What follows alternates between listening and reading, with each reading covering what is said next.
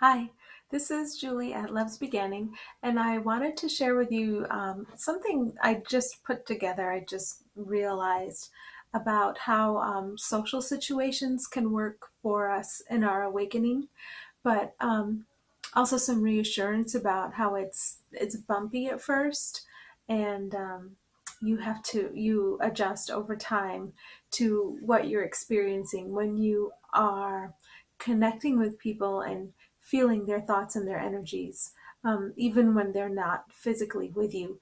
It can get confusing, and it kicks up all your own issues. It's supposed to, but it's confusing before it gets better. So, whenever I get to a stage where something clicks and I realize how it's better, how it's been serving me the whole time, I will share it with you so you know too.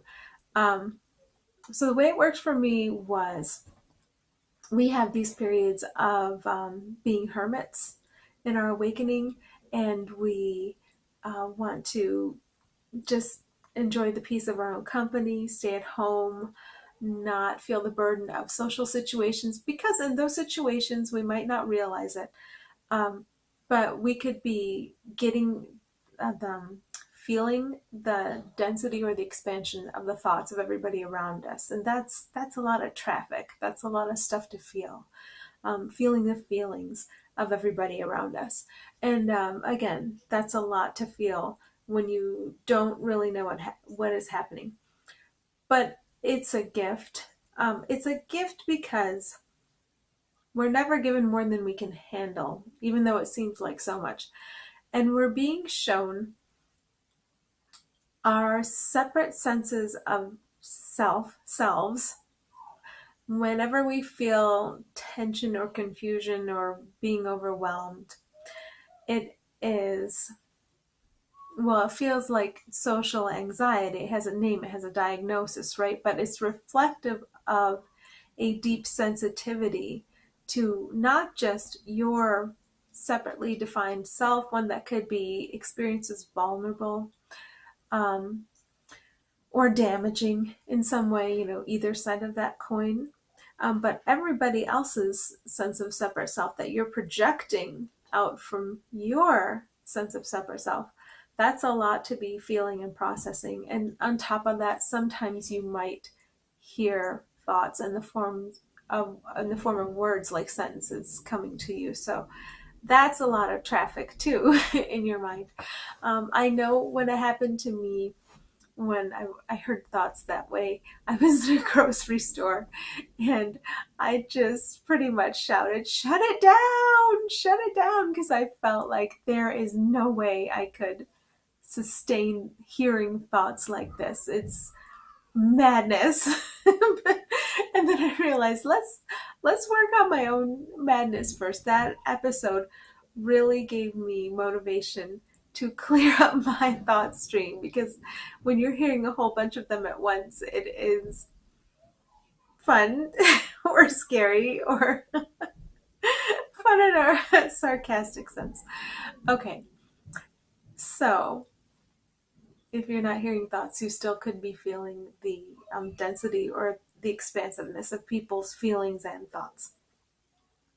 Um, Here's how it changed for me. So when I would go to a social gathering, interspersed with periods of being much happier, being a hermit, and I've always kind of been like that. But it definitely, the being wanting to be a hermit, wanting to be alone, was more intense, and still is at some times than others. So I would be approaching going to a social gathering, and I would feel like the whole day I would just start to feel so angry or resistant, or I don't know, like this deep blackness sometimes. And I would feel that I was connecting with the people I was going to see, but I would feel confused about why it felt so negative. But what I was feeling and is like the tension between personalities. The part the part we're here to clean up in our perception was coming to my attention. If You don't continually distract yourself with egoic needs and goals and activities, and let's go here and let's go there and let's get that person to do this thing, and let's, if you're not really busy that way, you're open to experiencing some of this stuff. And that's not to say if you're a really busy person, you can't be sensitive too. But for many of us, our activity stops. We become more sensitive, and we learn how to process and respond to that. And then the activity comes back online in a more healed and whole way. So that's what I'm saying. I'm not saying in order to be deeply sensitive, you have to be non-active. I'm just saying, like, our habitual distracting activities do drop away. We deepen in some sensitivity. We adjust to the sensitivity, and then the activities come back in the old way or in different forms, or in some way that is more reflective of healing, even if it's the same old stuff. So the difference is, in the past, like the past year or two, I would start to feel like, although I knew it wasn't quite this, I would feel like, why do I have to process other people's issues? Why do I have to clean up all the tension between us before I go to this gathering? That doesn't seem fair. Shouldn't they be dealing with their own stuff? So I'd have little temper tantrums. I would have a hard time with this. And I was not always pleasant to be around during this. I have a family, so I have a motivation. I want to be available and happy and balanced and whole with them. And so if I'm struggling with this sort of stuff, I definitely want to get through it and get back to a space where I can give and receive in happiness. So those were some tough times, and I would just get angry. But now I'm seeing the function in it. Now, as I approach a social gathering, I will feel that same thing. But now it's in an interesting and curious way. Like, oh my goodness, look at all these tendrils that are going out here and there, and these feelers, and look at what I'm receiving. Oh, that's interesting. Now, I still do feel the edges of personalities and the conflicts between and among personalities. But for me, it's just some very nice undoing work that I get the opportunity to do. Like, every interaction with everybody is an opportunity to undo our misperception. So if I'm having these pre-physical meeting um, interactions with people, it gives me a chance to open up to them before I go there, because I can feel how closed and resistant I am in various ways. And I gotta stop there because it doesn't mean this is something I would do. We would get on our own backs and say, I'm closed, I have to open. I'm just through the strife and through the struggle, I found an opportunity to see this as an opportunity, to see these situations as an opportunity to open up. And so that's a good thing. But when we're in the midst of struggle, the last thing we should nag ourselves about is, you open up right now. The best thing you can do is take care of yourself and love yourself and do what you can to process what you need to process. Okay, so on the other side of that, um, I'm realizing, okay, so I have an opportunity to interact with all these beings before I interact with them in the physical. And that means any parts of my separate self that are still active, the idea of separate and vulnerable self, or the idea of separate and possibly damaging or dangerous to others self, both sides of the coin. Any way that's still active for me, I get a chance to release before I go into the situation.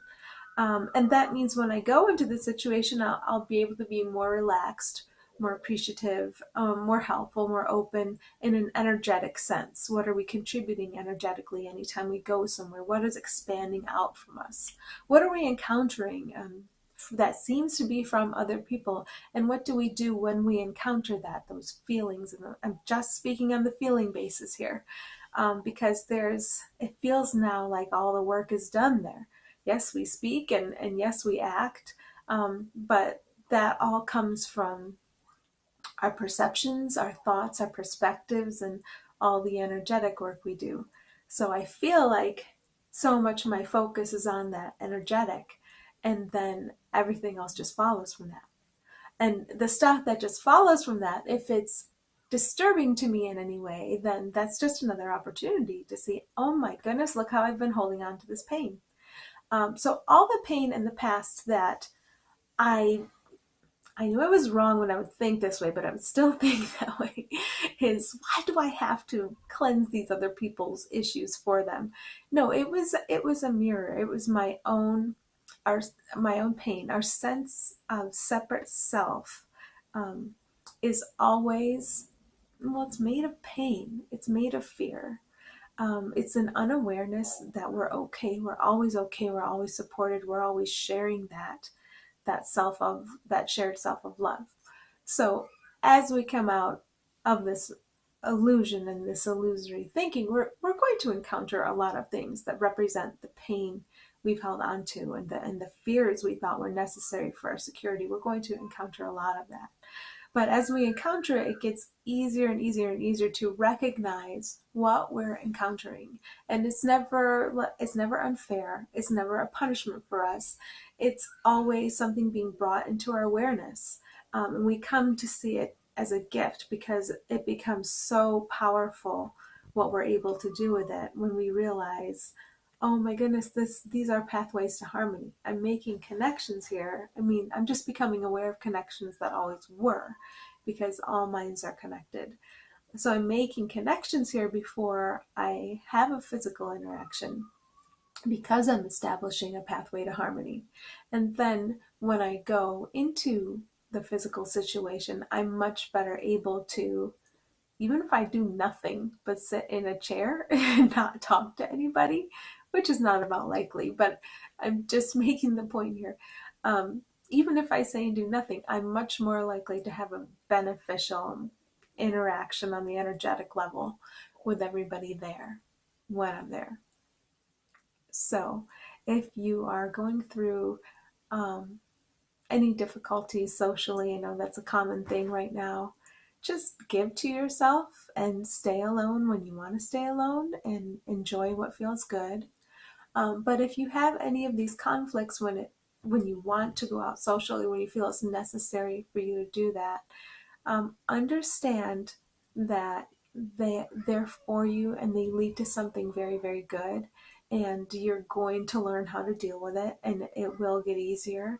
And it's definitely to your benefit, because everything we encounter that feels like a rock in the pathway, it's actually a rock we placed there as part of our identity. And when we learn how to, now it's going to seem move it out of the way, but it's more like we look at it and it just dissolves, it just disappears.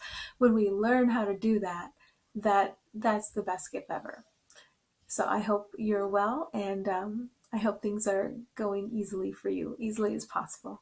Thanks.